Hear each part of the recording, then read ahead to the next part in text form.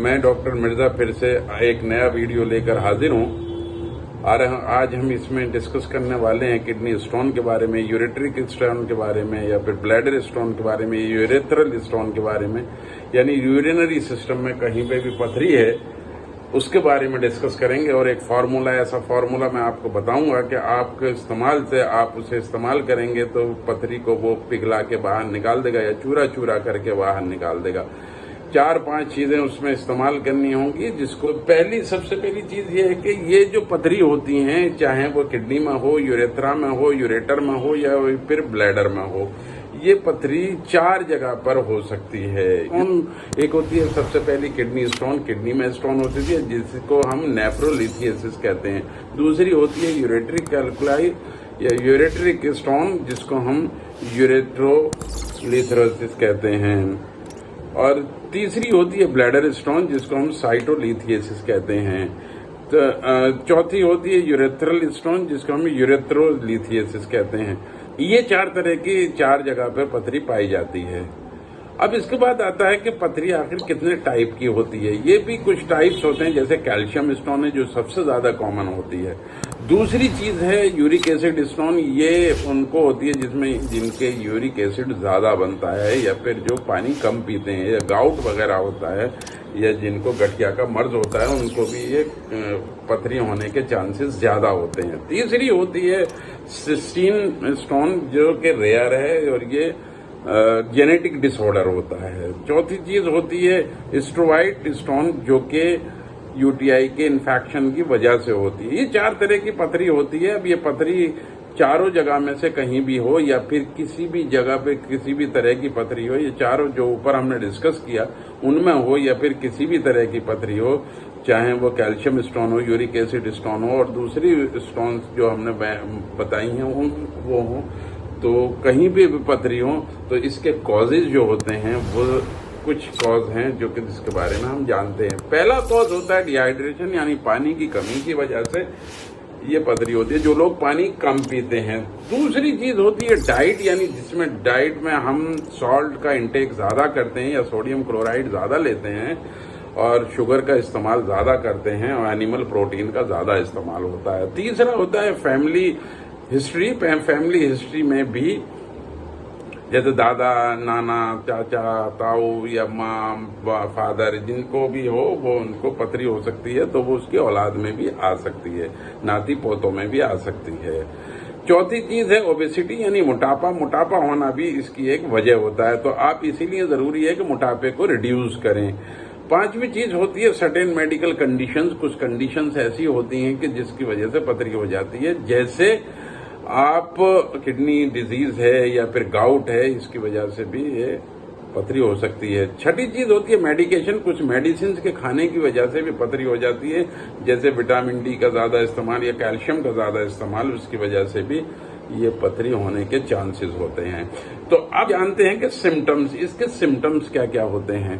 तो पहला सिम्टम जो होता है सीवियर पेन होता है लंबर रीजन में, दोनों तरफ लेफ्ट और राइट दोनों बाइलैटरल पेन हो सकता है, और यूनिलैटरल भी हो सकता है। जब राइट में हो सकता है या लेफ्ट में हो सकता है, या फिर दोनों जगह पे हो सकता है। अगर किडनी में पथरी दोनों तरफ है या फिर एक तरफ है, जिधर होगा उधर पेन हो सकता है, तो ये रेफर्ड कर सकता है बैक की तरफ या फ्लैंक की तरफ, या फिर आपके ग्रोइन की तरफ या एब्डोमिन में, या फिर स्क्रोटम की तरफ भी रेडिएट कर सकता है। स्क्रोटम में या टेस्टिस में पेन जा सकता है। इसके बाद नंबर आता है नोजिया और वोमिटिंग, यानी नोजिया हो सकती है, वोमिटिंग हो सकती है, इसमें जी मतला सकता है, या फिर वोमिटिंग भी हो सकती है। फ्रिक्वेंट एंड पेनफुल यूरिनेशन, यानी इसमें बार बार पेशाब का आना, या फिर पेनफुल यूरिन करते हुए दर्द होता है। होती है ब्लडिंग यूरिन जिसका है, और अगर इन्फेक्शन हो गया है तो फीवर विद चिल्स हो सकता है।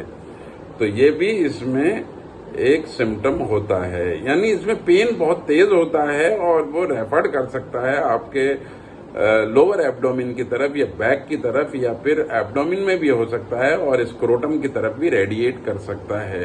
तो इसका सबसे मेन जो सिम्टम होता है वो पेन है, और दूसरा हेमिचीरिया है, तीसरा रिटेंशन है।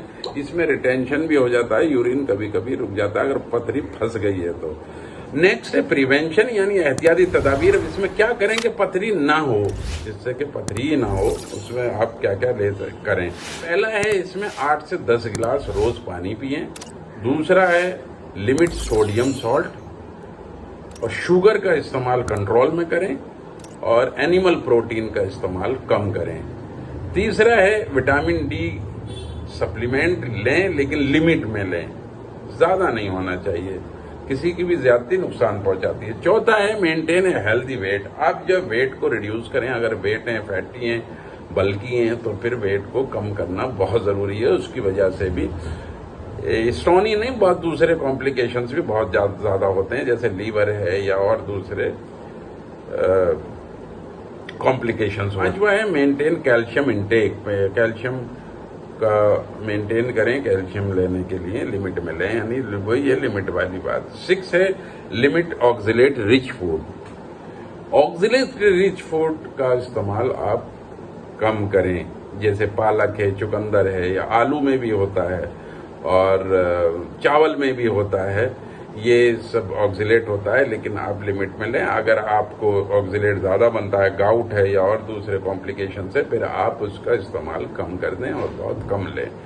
इन चीज़ों से चुकंदर भी इसमें एक होता है, और आपका पालक है या पोटैटो है या बादाम में भी ऑक्सिलेट पाया जाता है, जिसको आप कम लेंगे तो आपको पथरी होने के चांसेस कम होंगे।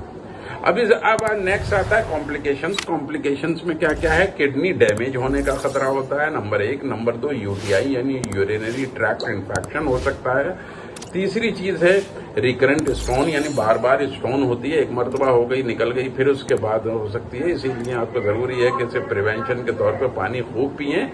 और चौथी चीज आती है ब्लैडर डैमेज। ब्लैडर का डैमेज हो सकता है, तो ये इसलिए बहुत जरूरी है कि आप इसमें एहतियात करें और प्रिवेंशन के तौर पर कुछ तदाबीर करें, जिसकी वजह से ये स्टोन ना बने। अगर अब बात करते हैं फार्मूले की, कि जानते हैं कि वो कौन सा नुस्खा है या कौन सा फार्मूला है कि जो पथरी को चूरा चूरा करके या पिघला के बाहर निकाल देगा, उसको जानते हैं। इसमें से पहली चीज है शुराए कलमी, जिसको हम पोटेशियम नाइट्रेट कहते हैं, और दूसरी चीज है नौशादर, जिसको हम अमोनियम क्लोराइड कहते हैं, और तीसरी चीज है सुहागा, यानी जिसको हम सोडियम टेट्राबोरेट बोलते हैं या बोरेक्स भी कहा जाता है इसको।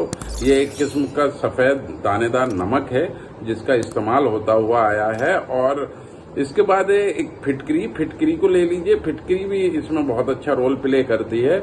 और इन चीजों को लेकर इसमें एक चीज और मिला लीजिए, जिसे नमक मूली होता है, मूली का नमक एक आता है, वो भी आप ले सकते हैं, आपके करीबी में ही मिल जाएगा वो, उसको भी इस्तेमाल कर लीजिए। इन तमाम चीजों को बारीक पीस लीजिए और इसमें 5 ग्राम कुश्ता हजरल यहूद मिला लीजिए।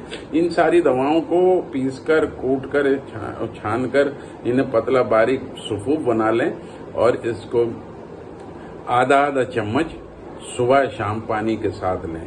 साथ में इसके माजून अकरब, एक माजून अकरब आता है, वो कहीं भी आपको किसी भी शॉप पे मिल जाएगा, हर्बल मेडिसिन की जहाँ पे शॉप हो वहाँ पे मिल जाएगा माजून अकरब। और इस साथ में शरबत बजूरी मुअत्तिल 4 चम्मच सुबह शाम ले लीजिए और इसका इस्तेमाल करिए। 15 दिन इस्तेमाल करिए या 1 महीना पूरा इस्तेमाल करने से आप देखेंगे कि पथरी चूरा चूरा होकर बाहर निकल गई है। बहुत ही इफेक्टिव है, इसको मैंने इस्तेमाल करा है। लेकिन मैं यहाँ पर फिर डिस्क्लेमर दे दूं कि अगर आपके बहुत ज्यादा ब्लीडिंग हो रही है या पेशाब रुक गया है, रिटेंशन ऑफ यूरिन है या हेमिचूरिया है, या फिर पेन बहुत ज्यादा है, एक्यूट पेन इतना ज्यादा हो गया है कि स्वेलिंग वगैरह आ गई है, पैरों पे स्वेलिंग है, या फिर एडिमा हो गया है, एंकल एडिमा है, या कहीं पर सूजन आ रही है, तो फिर आप जरूर अपने हेल्थ प्रोवाइडर से कंसर्न करें या डॉक्टर से मिलें, या अपने फैमिली फिजिशियन से मिलें या डॉक्टर से, आप जिससे भी जो भी आपके करीबी हो उससे आप कंसर्न करिए। इसी के साथ हम इस वीडियो को यहीं पे विराम देते हैं। और अगर ये वीडियो आपको अच्छा लगा हो और इन्फॉर्मेटिव लगा हो तो लाइक कीजिए, शेयर कीजिए, कमेंट कीजिए और हमें बताइए कि आप और कौन से टॉपिक पर वीडियो चाहते हैं, हम उसी पर लेकर आएंगे। हमें कमेंट जरूर कीजिए ताकि हम आपको एक वही वीडियो ला सके जो आपकी चॉइस के ऊपर हो। तो इसी के साथ हम आपसे विदा लेते हैं और उम्मीद जाहिर करते हैं कि आप बहुत अच्छे होंगे और हेल्दी भी होंगे। यही हमारी तमन्ना और यही है हमारी ख्वाहिश। मिलेंगे एक नए वीडियो के साथ, नए टॉपिक के साथ, आपकी हेल्थ के लिए। फिर मिलते हैं।